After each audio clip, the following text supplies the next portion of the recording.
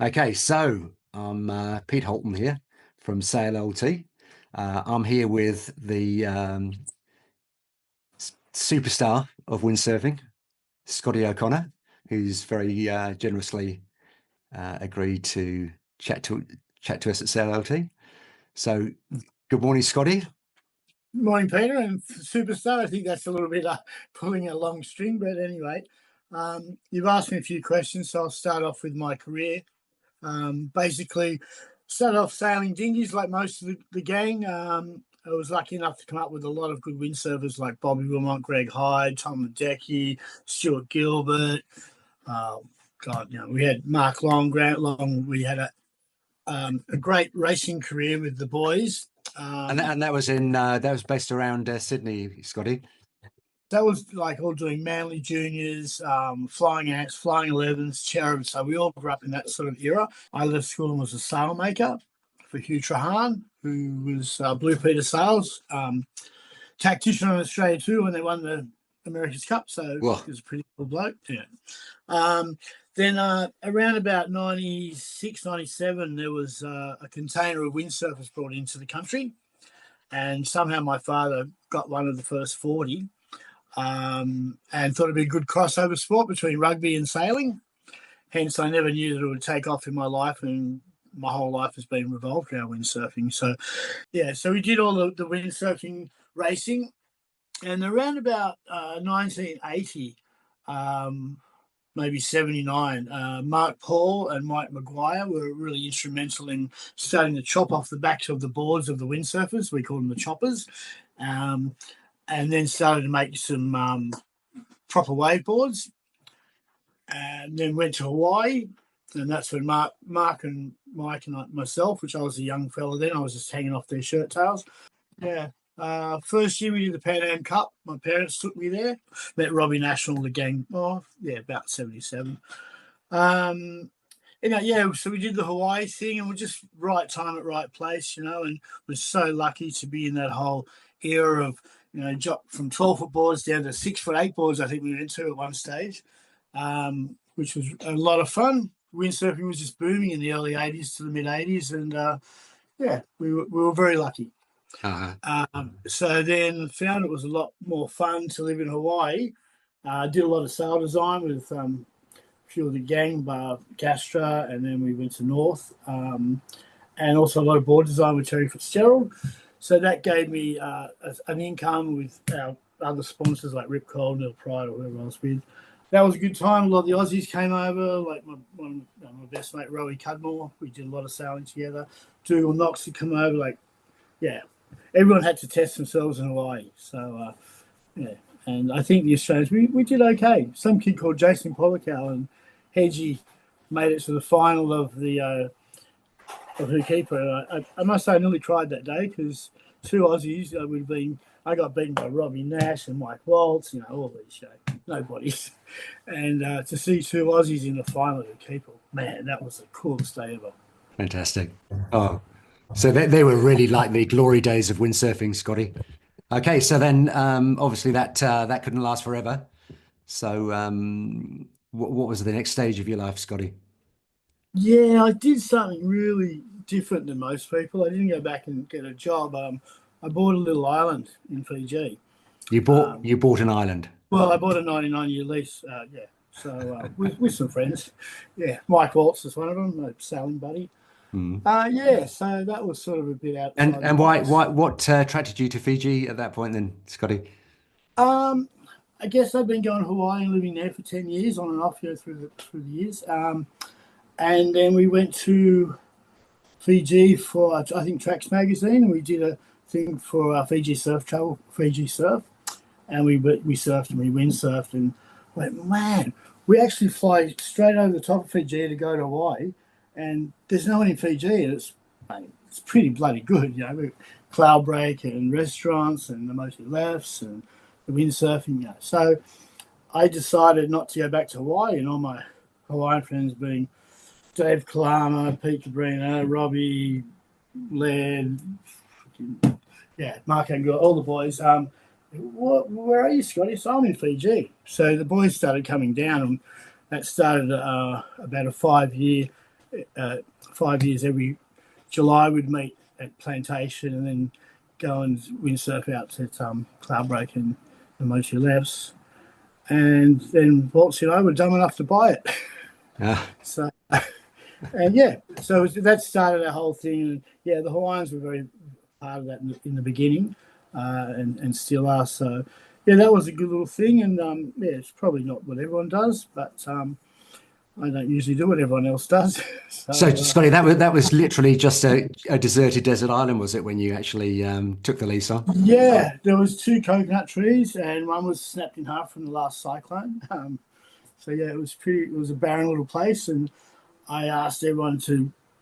They don't remember this, but I asked all my friends would they like to come in and be a shareholder or whatever, and everyone, including my parents, said, "You're a bloody idiot. Who's going to buy a sand island in Fiji?" But actually, yeah. So that was sort of how that went down. Now all my friends say, "Why didn't you tell me?" Well, they did, but Waltz was the only smart one that got involved. Yeah. So yeah. So you built a resort on the island?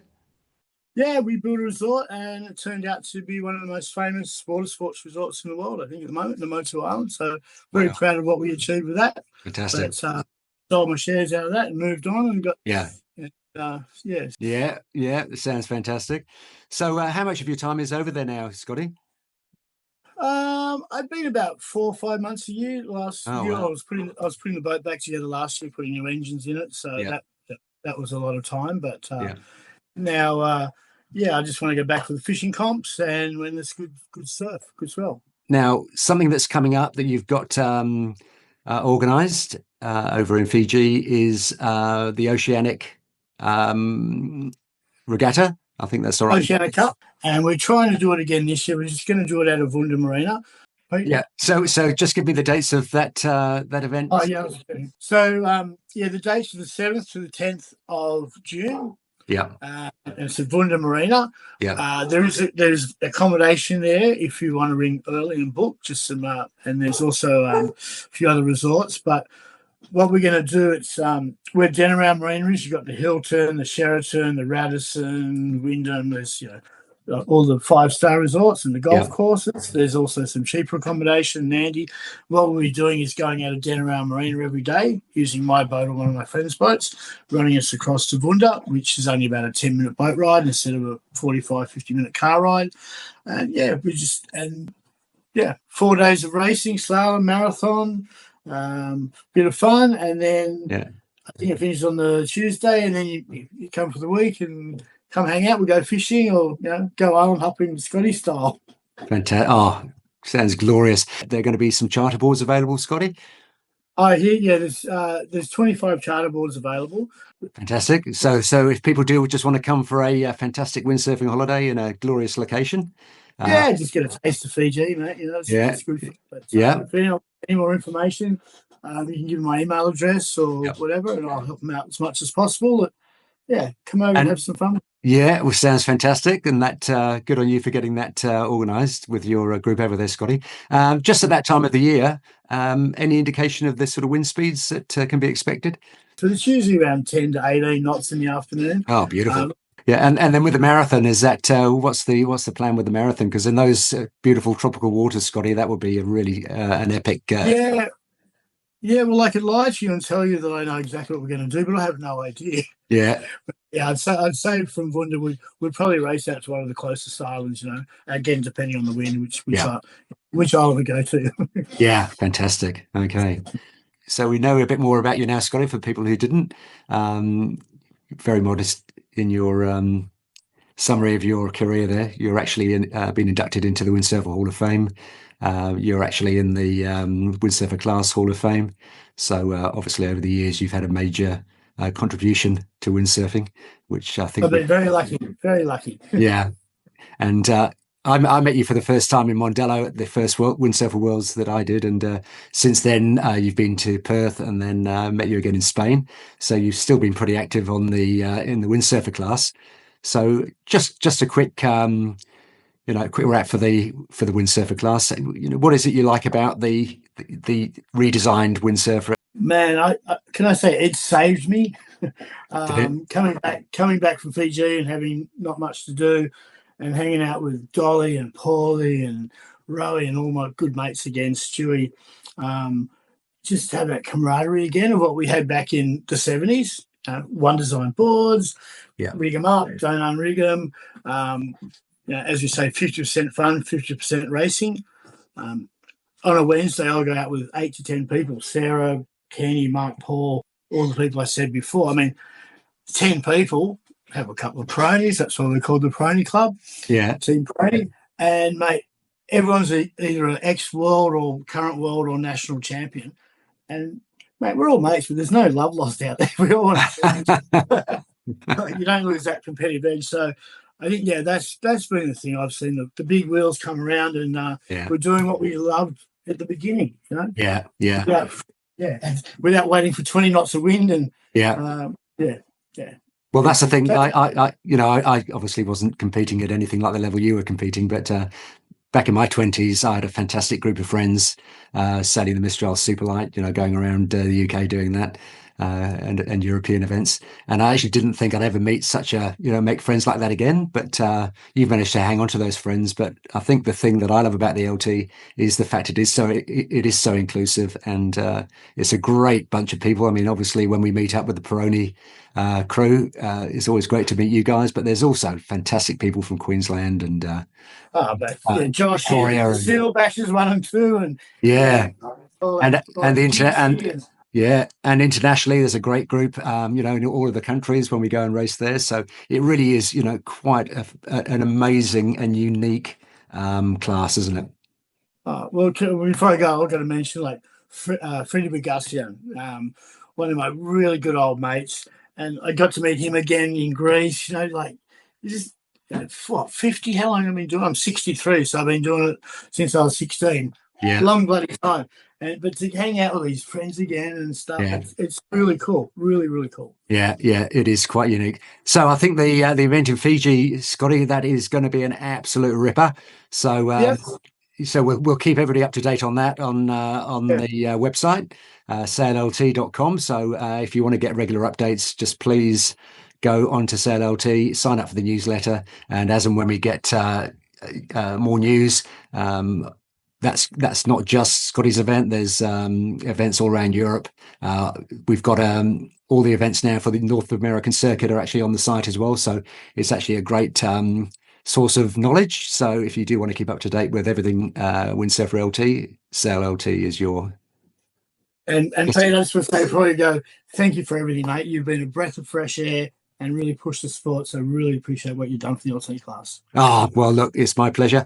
I couldn't do it for a nicer group of people. So really, you say it's saved your life. I think it saved mine as well, Scotty, because when I took it up, I was, over 90 kilos. I was unfit. I was really not having a great time. But in the last 5 years, it's really turned my life around. And now it's, it really is a great group, and I'm loving the sailing. Slowly getting better. But like you said about the competition, talk about world-class competition. My God, it's brutal, but it is such. Yeah. Thank God we haven't got Timmy Goulet over here. Yeah, well, I don't know. Yeah, there was some footage I've just posted actually on a few of the sites of Tim Goulet and Michael Kilduff, who's now the lightweight national. Yeah, he's pushing it, and then with young Lockie Putt, and they're all racing off to the finish. And seeing Tim, who is an absolute superstar, getting pushed so hard by young Lockie, so that's the new generation coming through. So it's all all stuff happens, mate. Yeah, you got to get down off the pedestal. Okay. All right, buddy. Well, thank you very much. Thanks for your time, Scotty. It's an absolute pleasure as always, and catch you later. All right. Bye, Pete. See you, mate. See you, mate.